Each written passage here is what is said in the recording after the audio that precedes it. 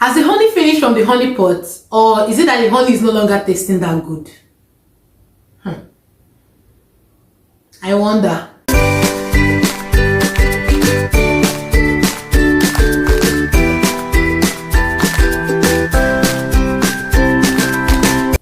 Hey guys, so welcome back to my YouTube channel, Becoming the Oyeyemii, although I'm already an Oyeyemii, so it's still going to retain the name because I can't pull myself out from the main story. That's my journey to becoming an Oyeyemii, as in like that's going to be like a lifetime story, right?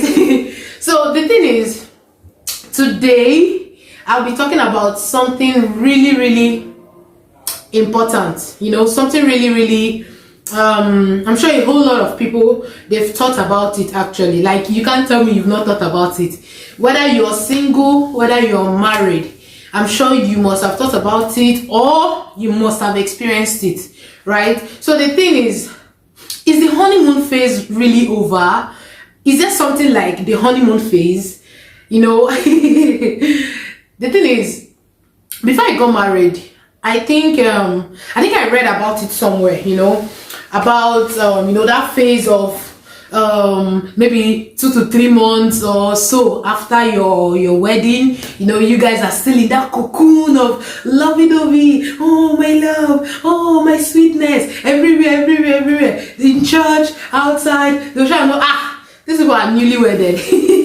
So, you know, there's that cocoon of, oh, we are just newly wedded, we just got married, oh this, oh that. So the thing is, does it get over? Like, does it end? And when it ends, what happens? You get? So what is that honeymoon, like that honeymoon phase?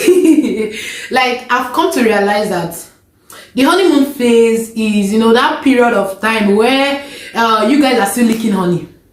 Like, in quotes, reality have not yet set in, right? Because that's what people see it as. They'll be like, see these people, they just got married, they've not started living life, or, you know, maybe they'll be like, people are still just newly married, you know, that kind of thing. I've experienced it. Like, there was this particular time that I and my husband went to the market to get something, and normal me, I can actually wear my hat on a sleeve, you know, like when there is need for it, because to me, sometimes I can just lock up, but you know, and I'm this kind of person that I don't care. Like, since you're already married, we can decide that we want to kiss outside, or want to hug or whatever, and for me, I'm free to do that kind of thing.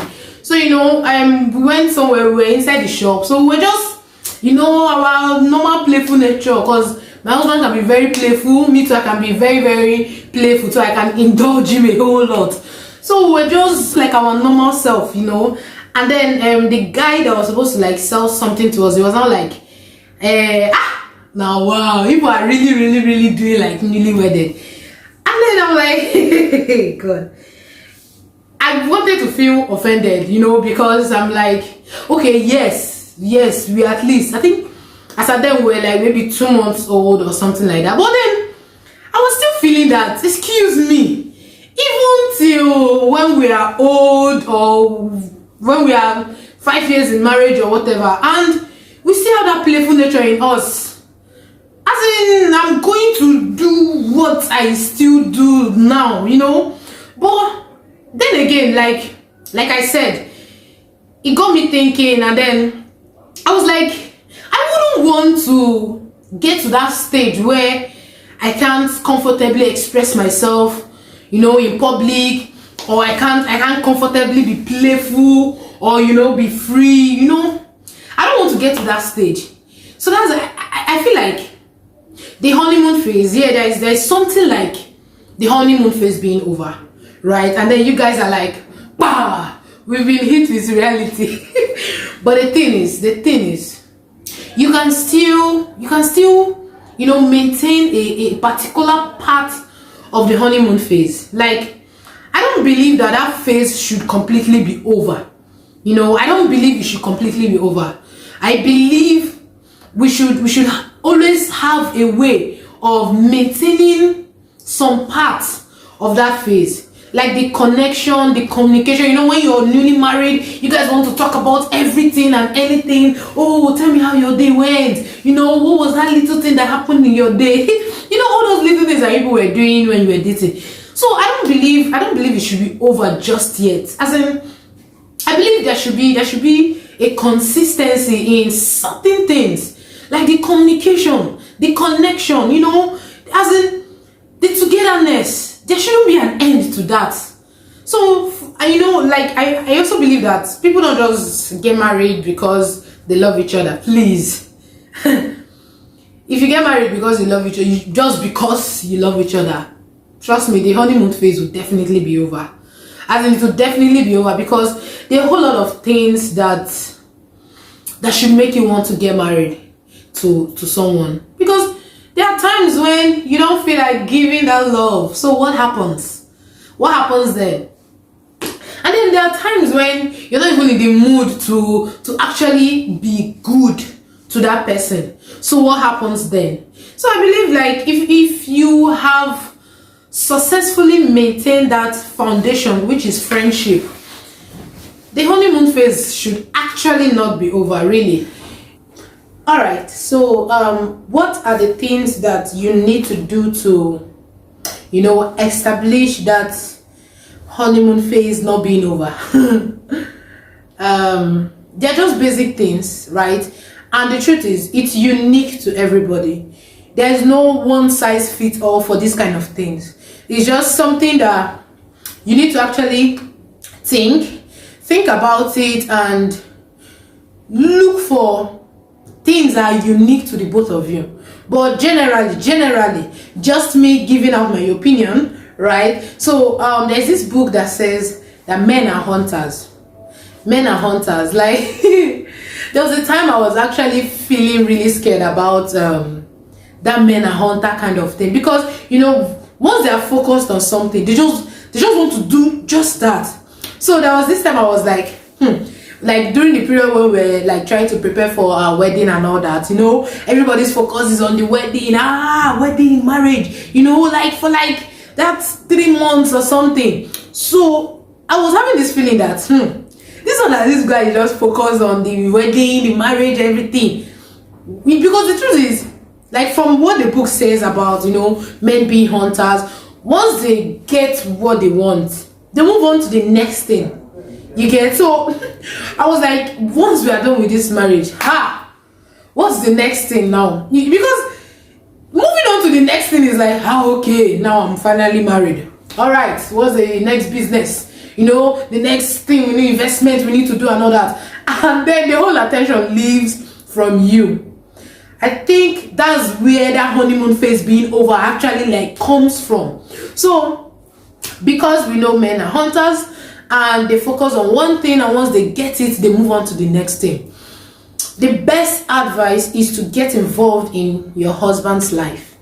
Get involved in his activities. You want to know what's happening, where do I come in, how do I help you, you know, do I need to help you do this, you know, do I need to help you do that, you know, like. For me, it's easier for me, like in this aspect, it's easier for me because he likes traveling, and my kind of work is a work that doesn't really involve me being physically present. So I just get to be on my laptop or my phone. I have data or Wi-Fi, you know, so it's easy for me to actually say, oh, you're traveling, oh, why don't I tag along, you know, to just join you. It also breeds togetherness, you know, and it also creates room for connection. So the next point is actually to try and establish connection, you know, in whatever ways possible, you can try to create connection. Trust me, there are things that, like I said, is unique to everybody. It's unique to everybody. There's no one size fits all at all.